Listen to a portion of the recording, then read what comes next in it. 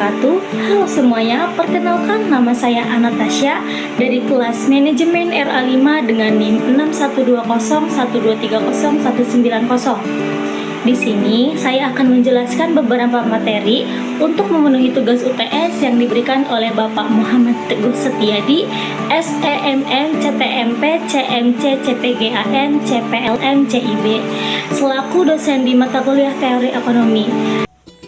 Di sini saya akan menjelaskan 11 materi, di antaranya yang pertama ada konsep dasar ekonomi mikro, yang kedua ada elastisitas dan penawaran, yang ketiga ada masalah ekonomi, yang keempat teori biaya dan penerimaan, yang kelima teori produksi dan kegiatan perusahaan, yang keenam ada struktur pasar, yang ketujuh pendapatan nasional, yang kedelapan ada persaingan monopolitis, yang kesembilan ada pasar bebas dan kebijakan pemerintah, yang kesepuluh ada kebijakan fiskal, kebijakan moneter, dan yang terakhir ada perekonomian terbuka. Nah, tanpa berlama-lama, mari saja kita langsung masuk ke materi yang pertama, yakni ada konsep dasar ekonomi mikro.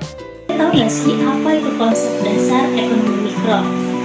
Ekonomi mikro adalah cabang ilmu ekonomi yang mempelajari perilaku individu, rumah tangga, dan perusahaan dalam membuat keputusan tentang alokasi sumber daya yang terbatas. Ilmu ini fokus pada interaksi antara konsumen dan produsen serta bagaimana keputusan tersebut mempengaruhi penawaran dan permintaan barang jasa di pasar tertentu. Di sini ada beberapa penjelasan detail mengenai konsep dasar ekonomi mikro. Di antaranya ada permintaan dan penawaran. Permintaan dan penawaran adalah konsep inti dalam ekonomi mikro. Permintaan adalah jumlah barang atau jasa yang diinginkan oleh konsumen pada berbagai tingkat harga dalam periode tertentu. Permintaan ini dipengaruhi oleh beberapa faktor seperti harga barang, pendapatan konsumen, harga barang substitusi atau komplementer, dan preferensi konsumen. Dan di sini ada penawaran. Penawaran adalah jumlah barang atau jasa yang disediakan oleh produsen pada berbagai tingkat harga dalam periode tertentu. Faktor-faktor yang mempengaruhi penawaran meliputi harga barang, biaya produksi, teknologi, dan ekspektasi produsen terhadap harga di masa depan. Keseimbangan antara permintaan dan penawaran terjadi pada titik di mana jumlah yang diminta konsumen dengan jumlah yang ditawarkan oleh produsen. Disebut sebagai harga keseimbangan atau equilibrium price. Dan yang kedua di sini ada elastisitas. Elastisitas mengukur seberapa responsif jumlah barang yang diminta atau ditawarkan terhadap perubahan harga atau faktor lainnya. Di sini ada elastisitas harga permintaan, mengukur sensitivitas jumlah permintaan terhadap perubahan harga. Yang kedua ada elastisitas harga penawaran, mengukur sensitivitas jumlah penawaran terhadap perubahan harga. Dan yang ketiga di sini ada elastisitas pendapatan, mengukur perubahan permintaan akibat perubahan pendapatan konsumen.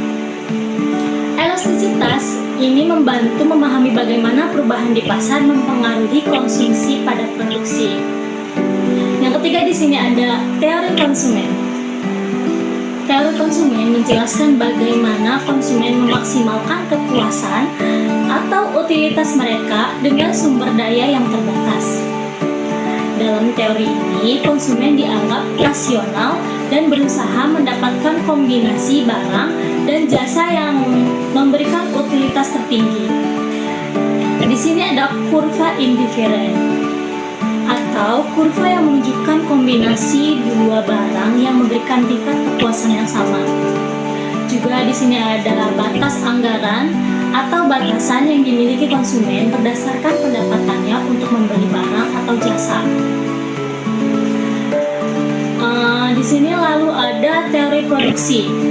Teori produksi membahas bagaimana produsen memutuskan jumlah output yang akan diproduksi dengan menggunakan kombinasi input yang tersedia.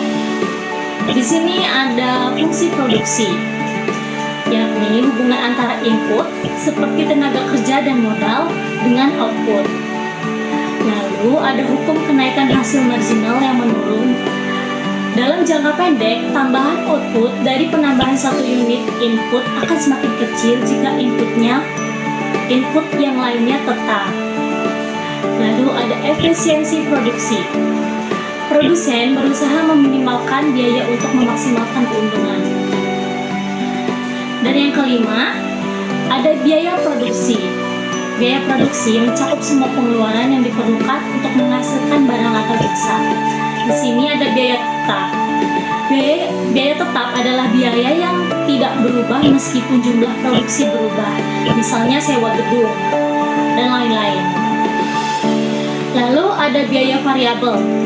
Biaya variabel adalah biaya yang berubah sesuai dengan tingkat produksi, misalnya biaya bahan baku. Dan yang ketiga ada biaya total, rata-rata, dan marginal. Biaya ini adalah konsep-konsep yang digunakan untuk membantu produsen dalam pengambilan keputusan tentang tingkat produksi yang optimal. Dan yang keenam ada struktur pasar. Ekonomi mikro juga mempelajari berbagai jenis struktur pasar yang mempengaruhi perilaku produsen dan konsumen.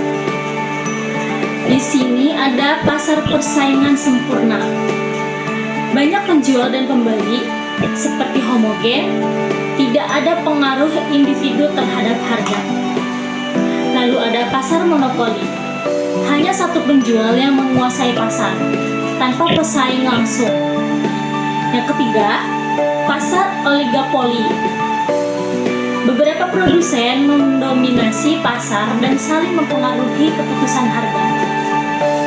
Yang keempat, ada pasar persaingan monopolistik, yakni banyak produsen menjual produk yang sedikit berbeda, sehingga ada elemen persaingan dan monopoli. Dan yang ketujuh, di sini ada efisiensi pasar. Efisiensi pasar terjadi ketika alokasi sumber daya menghasilkan output maksimum dengan penggunaan sumber daya seminimal mungkin. Terdapat dua jenis efisiensi, yaitu adalah efisiensi alokatif, yakni barang diproduksi sesuai dengan kebutuhan konsumen. Yang kedua ada efisiensi produksi, yakni barang diproduksi dengan biaya serendah mungkin. Ekonomi mikro bertujuan untuk memahami interaksi di pasar ini sehingga dapat menganalisis berbagai kebijakan dan perubahan yang mempengaruhi kesejahteraan ekonomi masyarakat. Baik, materi selanjutnya yang akan saya bahas yaitu mengenai elastisitas permintaan dan penawaran. Kalian tahu nggak sih apa itu elastisitas permintaan dan penawaran? Nah, elastisitas adalah ukuran yang menunjukkan seberapa besar respon atau variabel terhadap perubahan variabel lain. Dalam konteks ekonomi, elastisitas sering digunakan untuk menganalisis perubahan harga dan jumlah barang yang diminta atau ditawarkan. Di sini ada elastisitas permintaan. Elastisitas permintaan adalah ukuran respon permintaan terhadap perubahan harga barang. Ini menunjukkan seberapa besar jumlah barang yang diminta berubah saat harga barang tersebut berubah. Lalu di sini ada jenis-jenis elastisitas permintaan. Yang pertama ada elastisitas permintaan harga atau price elasticity of demand, yaitu mengukur perubahan jumlah barang yang diminta akibat perubahan harga. Lalu yang kedua ada permintaan elastis, ketika perubahan harga menyebabkan perubahan besar dalam jumlah permintaan. Lalu ada permintaan inelastis, ketika perubahan harga hanya menyebabkan perubahan kecil dalam jumlah permintaan. Berikutnya ada permintaan uniter, atau ketika perubahan harga menyebabkan perubahan yang sama dalam jumlah permintaan. Berikutnya ada elastisitas penawaran. Elastisitas penawaran adalah ukuran respon jumlah barang yang ditawarkan terhadap perubahan harga. Ini menunjukkan seberapa besar perubahan penawaran saat harga barang berubah. Di sini ada jenis-jenis elastisitas penawaran, yaitu penawaran elastis, ketika perubahan harga menyebabkan perubahan besar dalam jumlah penawaran. Yang kedua ada penawaran inelastis, yaitu ketika perubahan harga hanya menyebabkan perubahan kecil dalam jumlah penawaran. Lalu ada penawaran uniter, atau ketika perubahan harga menyebabkan perubahan yang sama dalam jumlah penawaran. Berikutnya ada faktor-faktor yang mempengaruhi elastisitas, yaitu elastisitas permintaan. Dipengaruhi oleh ketidaktersediaan barang pengganti atau proporsi pendapatan yang dihabiskan untuk barang tersebut dan jangka waktu. Lalu ada elastisitas penawaran. Dipengaruhi oleh fleksibilitas produksi, waktu penyesuaian, dan ketersediaan sumber daya produksi. Di sini ada pentingnya elastisitas dalam ekonomi. Yang pertama, membantu dalam menetapkan harga optimal agar tidak terjadi penurunan jumlah permintaan atau penawaran yang drastis. Yang kedua, membantu pemerintah dalam mengimplementasikan kebijakan pajak dan subsidi, serta dalam membantu prediksi dan keputusan di pasar. Dengan memahami elastisitas permintaan dan penawaran, pengambil keputusan di pasar dapat mengantisipasi dampak dan perubahan harga terhadap jumlah barang yang diminta atau ditawarkan, sehingga dapat membuat kebijakan yang lebih efektif dan tepat. Dengan memahami elastisitas permintaan dan penawaran, ekonomi dan pelaku pasar dapat membuat keputusan yang lebih baik mengenai alokasi sumber daya, kebijakan harga, dan strategi produksi. Elastisitas adalah alat analisis yang sangat penting untuk memahami dinamika ekonomi di tingkat mikro. Baik, kita lanjut ke materi yang ketiga, yaitu teori ekonomi. Teori ekonomi adalah cabang ilmu ekonomi yang berfungsi sebagai dasar pemahaman bagaimana aktivitas ekonomi terjadi dan bagaimana keputusan ekonomi dibuat oleh individu, rumah tangga, perusahaan, atau pemerintah. Teori ini berperan dalam menjelaskan hubungan akibat-akibat antara variabel-variabel ekonomi seperti produksi, konsumsi, distribusi, dan perdagangan, serta memberikan kerangka untuk menganalisis masalah ekonomi dan merancang kebijakan. Secara umum, teori ekonomi terbagi menjadi dua cabang utama, yaitu ekonomi mikro dan ekonomi makro, masing-masing dengan fokus dan pendekatan yang berbeda, namun saling melengkapi. Di sini saya akan menjelaskan mengenai teori ekonomi makro. Di sini saya akan menjelaskan mengenai teori ekonomi mikro. Ekonomi mikro mempelajari perilaku individu, rumah tangga, dan perusahaan dalam pengambilan keputusan ekonomi serta interaksi mereka di pasar tertentu.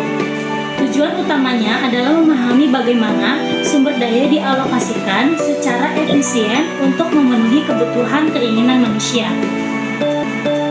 Di sini juga ada beberapa konsep utama dalam ekonomi mikro, yaitu yang pertama ada teori permintaan dan penawaran, yang kedua ada teori konsumen, yang ketiga ada teori produsen, dan yang terakhir ada struktur pasar. Juga ada teori elastisitas. Yang kedua, di sini saya akan menjelaskan mengenai teori ekonomi makro. Ekonomi makro mempelajari fenomena ekonomi secara agregat seperti pertumbuhan ekonomi, inflasi, pengangguran, dan kebijakan fiskal maupun moneter. Fokusnya adalah menganalisis variabel-variabel besar yang mempengaruhi perekonomian suatu negara atau dunia secara keseluruhan. Di sini ada beberapa konsep utama dalam ekonomi makro, yaitu ada pendapatan nasional, yang kedua ada inflasi dan deflasi, yang ketiga pengangguran, yang keempat kebijakan fiskal, yang kelima kebijakan moneter, dan yang keenam ada perdagangan internasional. Selanjutnya saya akan menjelaskan mengenai teori ekonomi klasik. Teori ekonomi klasik muncul pada abad ke-18 dan ke-19. Dipelopori oleh tokoh-tokoh seperti Adam Smith, David Ricardo, dan John Stuart Mill. Inti dari teori ini adalah keyakinan bahwa pasar bebas dapat mengatur dirinya sendiri tanpa intervensi pemerintah yang signifikan. Di sini ada beberapa prinsip utama ekonomi klasik, yaitu diantaranya yang pertama ada hukum penawaran dan permintaan, yang kedua tangan tak terlihat atau invisible hand, dan yang ketiga ada pasar kompetitif. Namun, teori klasik mendapat kritik karena tidak dapat menjelaskan fenomena seperti depresi ekonomi besar atau Great Depression, sehingga melahirkan teori-teori baru seperti teori Keynesian. Dan yang keempat, saya akan menjelaskan mengenai teori Keynesian. Teori ini dikembangkan oleh John Maynard Keynes sebagai respon terhadap kelemahan teori klasik dalam menjelaskan depresi ekonomi. Keynes berpendapat bahwa pasar tidak selalu mencapai keseimbangan secara otomatis dan membutuhkan intervensi pemerintah untuk mengatasi masalah ekonomi. Di sini juga ada beberapa prinsip teori Keynesian, yaitu yang pertama ada permintaan agregat, yang kedua ada intervensi pemerintah, dan yang ketiga ada efek multiplikator. Teori Keynesian memiliki pengaruh besar dalam perumusan kebijakan ekonomi modern, terutama selama krisis ekonomi. Teori ekonomi, baik mikro maupun makro, menyediakan kerangka untuk memahami berbagai aspek ekonomi dan perilaku individu hingga dinamika ekonomi global. Dengan memahami teori-teori ini, kita dapat menganalisis masalah ekonomi, merancang kebijakan, dan mencari solusi untuk mencapai efisiensi serta kesejahteraan dalam perekonomian. Teori ekonomi terus berkembang seiring waktu untuk menyesuaikan dengan perubahan kondisi sosial, politik, dan teknologi. Baik, di sini saya akan melanjutkan menjelaskan materi yang keempat, yaitu teori biaya dan penerimaan. Teori biaya dan penerimaan adalah konsep penting dalam ekonomi dan manajemen yang berfokus pada analisis biaya dan pendapatan dalam pengambilan keputusan. Di sini saya akan menjelaskan mengenai teori biaya. Teori biaya berkaitan dengan pengukuran dan analisis semua biaya yang dikeluarkan dalam proses produksi. Biaya dapat dibagi menjadi beberapa kategori, yaitu ada biaya tetap atau biaya yang tidak berubah dengan jumlah produksi seperti sewa dan gaji tetap. Yang kedua ada biaya variabel, yaitu biaya yang berubah seiring dengan jumlah produksi seperti bahan baku dan upah lembur. Yang ketiga ada biaya total atau jumlah dari biaya tetap dan biaya variabel. Yang terakhir ada biaya marginal, yaitu biaya tambahan untuk memproduksi satu unit tambahan. Selanjutnya, di sini ada teori penerimaan. Teori penerimaan berfokus pada pendapatan yang diperoleh dari penjualan barang atau jasa. Hal-hal yang diperhatikan dalam teori ini meliputi pendapatan total atau jumlah total yang diterima dari penjualan dihitung sebagai harga per unit dikalikan dengan jumlah unit yang terjual. Yang kedua ada pendapatan marginal, yaitu pendapatan tambahan yang diperoleh dari penjualan satu unit tambahan. Dan yang ketiga ada elasticity of demand atau mengukur seberapa sensitif permintaan terhadap perubahan harga yang mempengaruhi penerimaan. Hubungan antara biaya dan penerimaan dalam pengambilan keputusan bisnis penting untuk mempertimbangkan hubungan antara biaya dan penerimaan.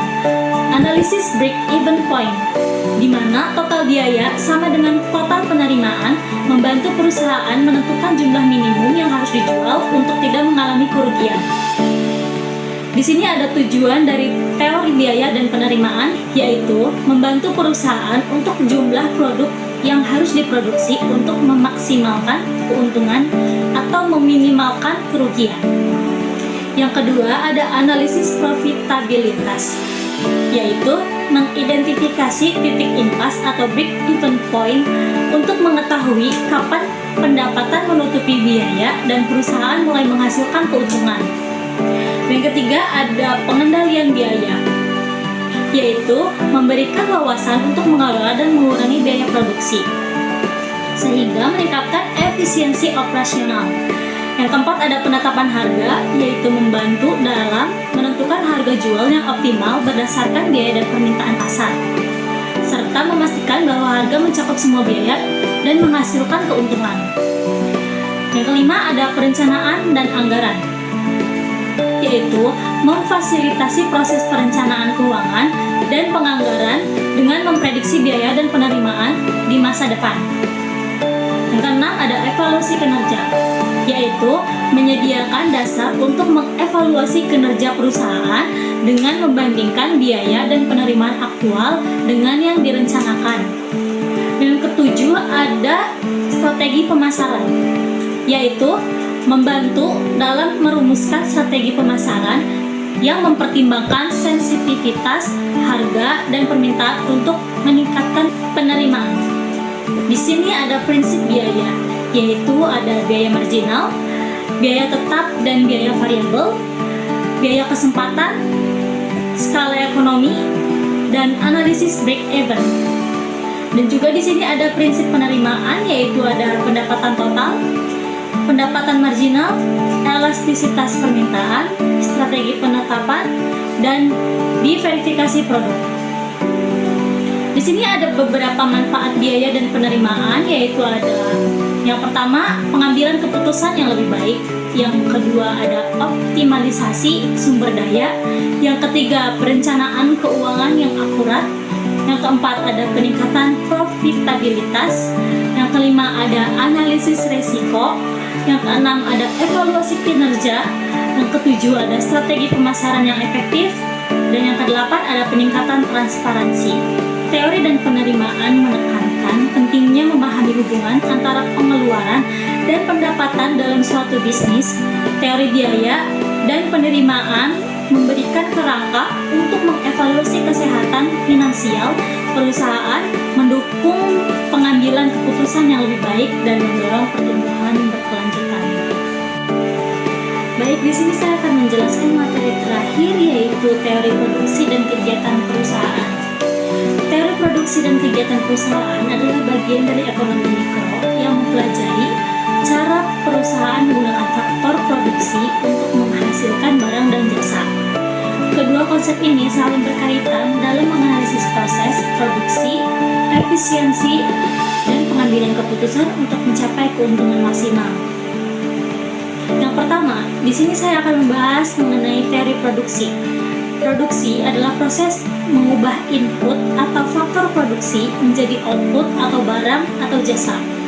Dalam teori produksi, fokusnya adalah pada hubungan antara jumlah input yang digunakan dan jumlah output yang dihasilkan, yang dikenal sebagai fungsi produksi. Fungsi produksi menggambarkan hubungan teknis antara input dan output. Secara matematis dapat ditulis sebagai QLK, di mana Q adalah output yang dihasilkan, L adalah input tenaga kerja atau labor, sedangkan K adalah input modal atau kapital. Yang kedua, di sini ada tahapan produksi. Dalam analisis jangka pendek, teori produksi membagi tahapan produksi menjadi 3, yaitu tahap increasing returns. Pada tahap ini, penambahan input menghasilkan peningkatan output yang lebih besar dari proporsi input yang ditambahkan. Hal ini disebabkan oleh penggunaan input yang belum optimal. Tahap kedua yaitu diminishing returns. Output masih meningkatkan seiring penambahan input, tetapi dengan laju yang semakin menurun. Ini adalah tahap optimal dalam proses produksi. Tahap ketiga adalah negative returns. Penambahan input justru menyebabkan output menurun karena kapasitas produksi sudah terlalu penuh. Yang ketiga ada produktivitas input. Dalam teori produksi, terdapat konsep produktivitas untuk mengukur efisiensi input. Di antaranya ada produk total, ada produk rata-rata, dan produk marginal. Yang keempat ada hukum kenaikan hasil semakin berkurang atau yang sering disebut dengan law of diminishing returns. Hukum ini menyatakan bahwa jika salah satu input ditambah sementara input lain tetap, maka tambahan output akan semakin kecil setelah mencapai titik tertentu. Hukum ini berlaku dalam jangka pendek ketika beberapa faktor produksi bersifat tetap. Yang kelima, ada skala produksi dalam jangka panjang. Dalam jangka panjang, semua faktor produksi bersifat variabel. Hubungan antara penambahan input dan output disebut return to scale. Yang pertama, ada increasing return to scale atau output meningkat lebih besar dari proporsi penambahan input. Yang kedua, ada constant return to scale atau output meningkat sebanding dengan penambahan input. Yang terakhir ada decreasing return to scale. Output meningkat lebih kecil dari proporsi penambahan input. Selanjutnya saya akan membahas tentang kegiatan perusahaan.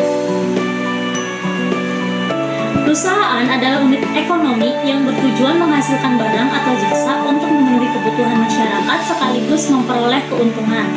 Kegiatan perusahaan mencakup beberapa aspek, diantaranya ada satu, fungsi utama perusahaan yaitu produksi, distribusi, dan konsumsi. Yang kedua ada tujuan perusahaan. Tujuan utama perusahaan adalah memaksimalkan keuntungan. Keuntungan diperoleh dari selisih antara penerimaan total dan biaya total. Yang ketiga ada jenis kegiatan produksi, yaitu ada produksi primer, produksi sekunder, dan produksi tersier. Yang keempat, ada efisiensi produksi. Perusahaan harus mencapai efisiensi produksi untuk meminimalkan biaya dan memaksimalkan output.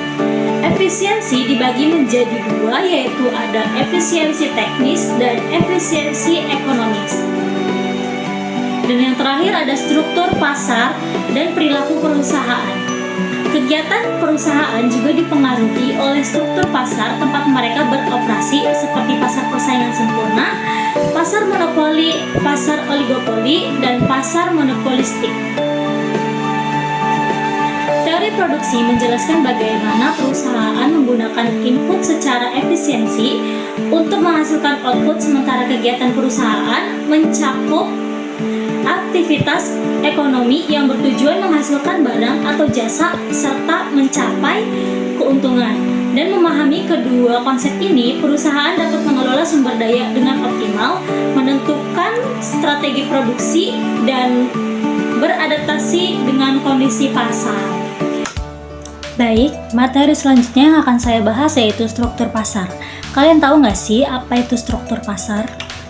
Nah, jadi struktur pasar adalah karakteristik atau keadaan suatu pasar yang mencerminkan tingkat persaingan antara penjual dan pembeli dalam suatu industri.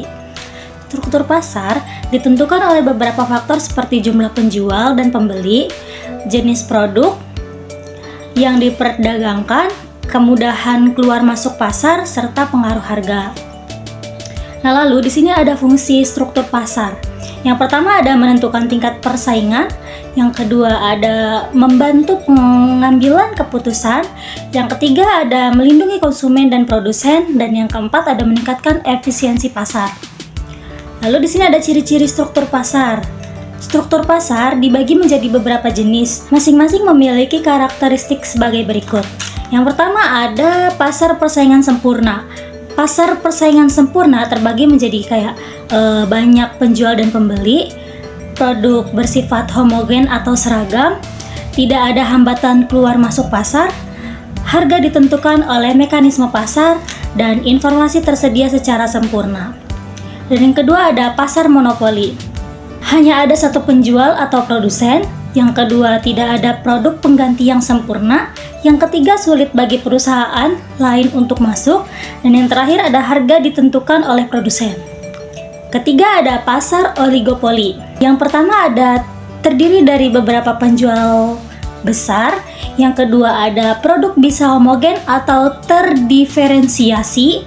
Yang ketiga, ada hambatan masuk cukup tinggi. Dan yang terakhir, ada harga cenderung stabil karena adanya ketergantungan antar produsen. Dan yang keempat di sini ada pasar monopolistik. Yang pertama, ada banyak penjual tetapi memiliki diferensiasi produk. Yang kedua, ada harga dipengaruhi oleh strategi pemasaran dan merek. Yang ketiga, ada pendapat kebebasan masuk dan keluar pasar. Dan terakhir, ada persaingan berdasarkan kualitas dan fitur produk. Yang keempat, di sini ada contoh struktur pasar. Contoh struktur pasar yang kita ambil di sini, misalnya contohnya ada pasar persaingan sempurna. Contohnya pasar komoditas seperti beras dan gandum, di mana banyak petani menjual produk yang seragam. Yang kedua ada pasar monopoli, contohnya itu perusahaan listrik negara atau misalnya PLN di Indonesia yang menguasai satu-satunya layanan listrik. Dan yang ketiga di sini ada pasar oligopoli. Contohnya industri otomotif dengan beberapa produsen besar seperti Toyota, Honda, dan Ford. Yang keempat ada pasar monopolistik. Contohnya pasar pakaian atau restoran cepat saji seperti McDonald's dan KFC yang bersaing dengan diferensiasi produk.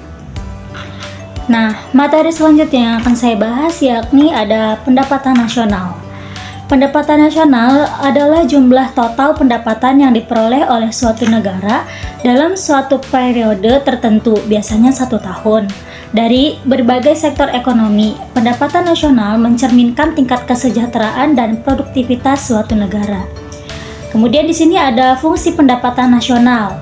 Pendapatan nasional memiliki beberapa fungsi utama, yaitu ada yang pertama mengukur kesejahteraan ekonomi, yang kedua ada sebagai indikator pertumbuhan ekonomi, yang ketiga ada dasar dalam pengambilan kebijakan, yang keempat ada pengambilan kinerja ekonomi antar negara, dan yang kelima ada mengetahui struktur ekonomi negara. Kemudian di sini ada ciri-ciri pendapatan nasional. Yang pertama yaitu dihitung dalam periode tertentu, biasanya dalam jangka waktu 1 tahun. Yang kedua, mencakup berbagai sumber pendapatan seperti pendapatan dari sektor pertanian, industri, perdagangan, dan jasa. Kemudian di sini ada bersifat agregatif. Biasanya mengikuti pendapatan seluruh masyarakat, bukan individu atau perusahaan tertentu. Kemudian di sini ada dapat diukur dengan berbagai metode, seperti metode produksi, metode pendapatan, dan metode pengeluaran. Kemudian yang terakhir di sini ada bersifat dinamis. Nilainya dapat berubah setiap tahun tergantung pada kondisi suatu keekonomian suatu negara. Kemudian di sini ada contoh pendapatan. Di sini ada contoh pendapatan domestik bruto atau PDB atau GDP. Jumlah total barang dan jasa yang dihasilkan dalam suatu negara dalam 1 tahun. Yang kedua ada pendapatan nasional bruto. Itu total pendapatan yang diperoleh warga negara suatu negara termasuk yang bekerja di luar negeri dikurangi pendapatan yang diperoleh oleh warga asing dalam negeri. Kemudian yang ketiga di sini ada pendapatan per kapita. Pendapatan nasional dibagi dengan jumlah penduduk yang menunjukkan rata-rata pendapatan setiap individu. Dan yang terakhir di sini ada pendapatan deposable atau pendapatan yang dapat digunakan oleh masyarakat setelah dikurangi pajak. Kemudian di sini ada contoh konkret. Kita ambil contoh yaitu jika Indonesia memiliki PDB sebesar 20.000 triliun dan jumlah penduduknya 275 juta, maka pendapatan per kapitanya sekitar 72,7 juta per tahun. Jadi begitu teman-teman. Nah, materi yang selanjutnya akan saya bahas yaitu persaingan monopolistik. Kalian tahu nggak sih apa itu persaingan monopolistik? Nah, jadi persaingan monopolistik adalah suatu bentuk pasar di mana terdapat banyak penjual yang menawarkan produk sejenis, tetapi dengan perbedaan tertentu baik dari segi kualitas, merek, desain, atau layanan. Meskipun terdapat banyak pesaing, setiap perusahaan memiliki kekuatan pasar untuk menetapkan harga karena produknya memiliki ciri khas yang membedakannya dari produk lain. Nah, di sini ada fungsi persaingan monopolistik. Yang pertama, ada mendorong inovasi dan diferensiasi produk. Perusahaan berusaha menciptakan produk yang unik agar lebih menarik dibanding pesaing. Yang kedua, memberikan pilihan lebih banyak kepada konsumen. Konsumen bisa memilih produk berdasarkan preferensi, kualitas, dan harga. Kemudian yang ketiga ada mendorong iklan dan promosi. Perusahaan menggunakan strategi pemasaran untuk membangun citra merek dan menarik pelanggan. Yang keempat di sini ada menjaga dinamika pasar yang sehat.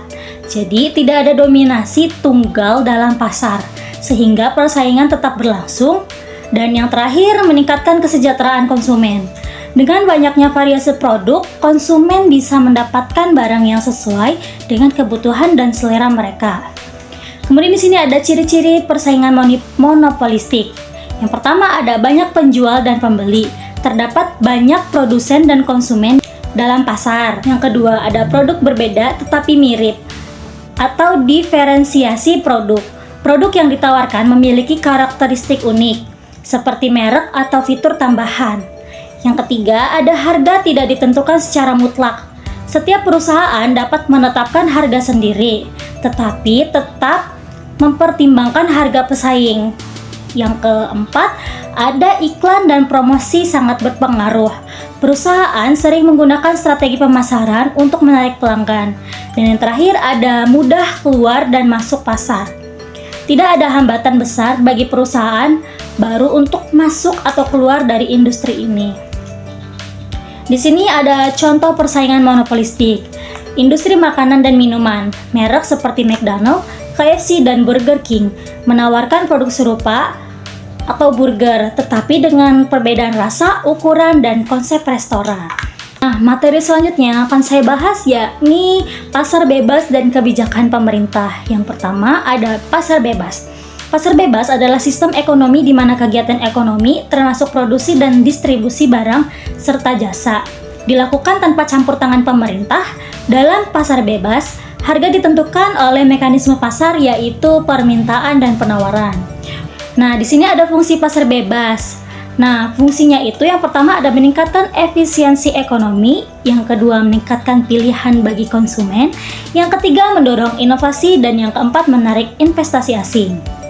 Ciri-ciri pasar bebas adalah yang pertama tidak ada campur tangan pemerintah dalam ekonomi, yang kedua harga ditentukan oleh mekanisme pasar atau permintaan dan penawaran, yang ketiga persaingan antara produsen sangat tinggi, yang keempat hak pemilik pribadi dijunjung tinggi, dan yang terakhir tidak ada hambatan perdagangan seperti tarif atau kuota.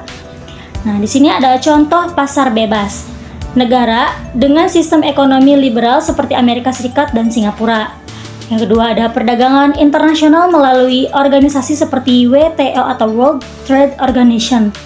Dan yang ketiga ada pasar saham dan mata uang yang bebas dari investasi pemerintah, dan yang terakhir ada kebijakan pemerintah dalam ekonomi.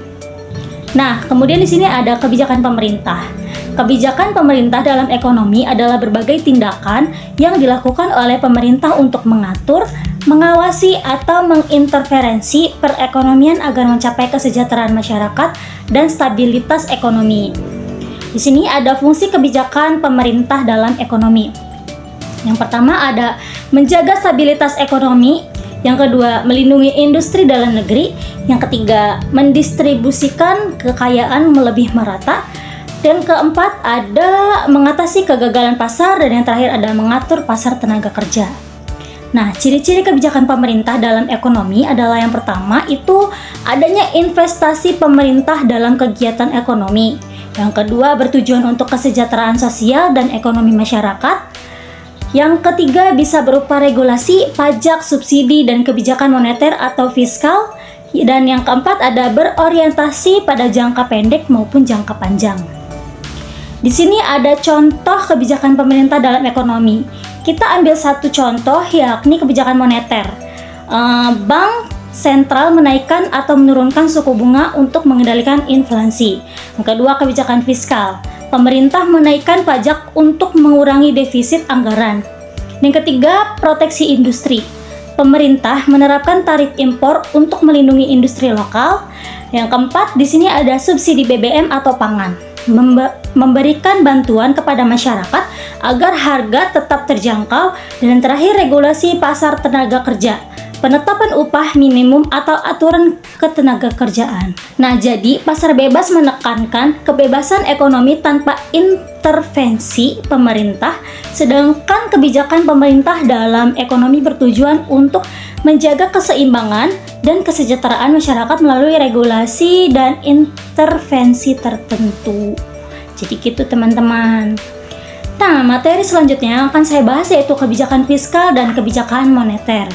Di sini ada kebijakan fiskal. Kebijakan fiskal adalah kebijakan ekonomi yang dilakukan oleh pemerintah melalui pengaturan pendapatan pajak dan pengeluaran negara untuk mengendalikan perekonomian. Tujuan utamanya adalah menjaga kestabilan ekonomi, meningkatkan pertumbuhan ekonomi, dan mengurangi pengangguran serta inflasi. Nah, fungsi kebijakan fiskal yaitu yang pertama ada mengendalikan inflasi dan resesi, yang kedua menjaga stabilitas ekonomi, yang ketiga mendorong pertumbuhan ekonomi, yang keempat mengurangi pengangguran, yang kelima mendistribusikan pendapatan lebih merata. Nah, di sini ada ciri-ciri kebijakan fiskal. Nah, yang pertama ada dijalankan oleh pemerintah melalui anggaran negara atau APBN, yang kedua menggunakan instrumen pajak dan pengeluaran negara, yang ketiga berdampak langsung pada sektor real atau investasi, konsumsi, dan produksi. Yang keempat, bertujuan untuk stabilitas ekonomi dan kesejahteraan masyarakat. Nah, di sini ada contoh kebijakan fiskal. Yang pertama, peningkatan pengeluaran pemerintah, yang kedua penurunan pajak, yang ketiga pemberian subsidi, yang keempat kenaikan pajak barang mewah atau PPNBM. Nah, di sini kemudian ada kebijakan moneter. Kebijakan moneter adalah kebijakan ekonomi yang dilakukan oleh bank sentral untuk mengendalikan jumlah uang yang beredar dalam perekonomian guna menjaga stabilitas harga, inflasi, dan nilai tukar mata uang. Nah, kemudian di sini ada fungsi kebijakan moneter. Yang pertama ada mengendalikan inflasi, yang kedua mendukung pertumbuhan ekonomi, yang ketiga menstabilkan nilai tukar rupiah, yang keempat menjaga keseimbangan neraca pembayaran, dan yang kelima mengurangi pengangguran. Kemudian di sini ada ciri-ciri kebijakan moneter. Yang pertama, dijalankan oleh bank sentral seperti Bank Indonesia. Yang kedua, mengatur jumlah uang yang beredar dalam perekonomian. Yang ketiga, menggunakan instrumen suku bunga, cadangan wajib, dan operasi pasar terbuka. Yang keempat, bertujuan untuk menjaga stabilitas nilai mata uang dan inflasi. Kemudian di sini ada contoh kebijakan moneter. Nah, contoh kebijakan moneter itu menurunkan suku bunga agar kredit lebih murah sehingga investasi meningkat. Nah, jadi kesimpulannya kebijakan fiskal berkaitan dengan pajak dan pengeluaran pemerintah untuk mengatur ekonomi. Yang kedua, kebijakan moneter berkaitan dengan jumlah uang beredar dan suku bunga yang dikendalikan oleh bank sentral. Kedua kebijakan ini bekerja sama untuk menjaga kestabilan ekonomi, mengendalikan inflasi, dan mendorong pertumbuhan ekonomi. Nah, materi terakhir yang akan saya bahas yakni perekonomian terbuka. Perekonomian terbuka adalah sistem ekonomi di mana suatu negara berinteraksi dengan negara lain melalui perdagangan internasional, investasi asing, dan aliran modal. Dalam sistem ini, suatu negara melakukan ekspor dan impor barang serta jasa, menerima dan memberikan investasi asing, serta memiliki hubungan ekonomi dengan pasar global. Kemudian di sini ada fungsi perekonomian terbuka. Yang pertama ada meningkatkan efisiensi produksi, yang kedua meningkatkan pertumbuhan ekonomi, yang ketiga memperluas pasar bagi produk domestik, dan yang keempat meningkatkan pilihan konsumen, dan yang terakhir mendukung transfer teknologi dan keahlian. Nah, kemudian di sini ada ciri-ciri perekonomian terbuka. Yang pertama adanya perdagangan internasional, yang kedua adanya aliran modal asing, yang ketiga terbuka terhadap investasi asing, yang keempat dipengaruhi oleh fluktuasi global, dan yang kelima adanya kebijakan perdagangan internasional. Nah, contoh perekonomian terbuka adalah Indonesia melakukan ekspor komoditas seperti kelapa sawit, batu bara, dan tekstil, serta mengimpor barang elektronik dan mesin dari luar negeri. Nah, jadi kesimpulannya, perekonomian terbuka memungkinkan suatu negara untuk berinteraksi dengan dunia melalui perdagangan, investasi, dan aliran modal. Sistem ini mendorong pertumbuhan ekonomi, meningkatkan efisiensi, dan memperluas pilihan bagi konsumen, tetapi juga membawa resiko seperti ketergantungan pada pasar global dan fluktuasi nilai tukar. Nah, mungkin di sini saya akan menyampaikan beberapa saran mengenai keseluruhan materi yang sudah saya sampaikan tadi. Di antaranya yang pertama ada bagi pelaku ekonomi. Pelaku usaha dan individu perlu memahami konsep ekonomi mikro untuk mengambil keputusan yang lebih rasional dalam konsumsi, produksi, dan investasi. Yang kedua, bagi pemerintah. Kebijakan ekonomi harus mempertimbangkan keseimbangan antara pasar bebas dan intervensi pemerintah agar dapat menciptakan stabilitas ekonomi dan kesejahteraan masyarakat. Yang ketiga, bagi akademisi dan mahasiswa, pemahaman mendalam tentang elastisitas, struktur pasar, dan kebijakan ekonomi dapat membantu dalam analisis serta memberikan solusi terhadap permasalahan ekonomi yang berkembang. Dan yang keempat, di sini ada bagi masyarakat umum.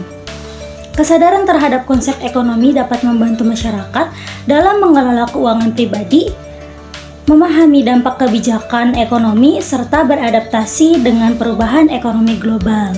Nah, teman-teman, mungkin itu saja yang dapat saya sampaikan. Kurang lebihnya mohon maaf. Saya pamit undur diri. Sekian, terima kasih. Wassalamualaikum warahmatullahi wabarakatuh.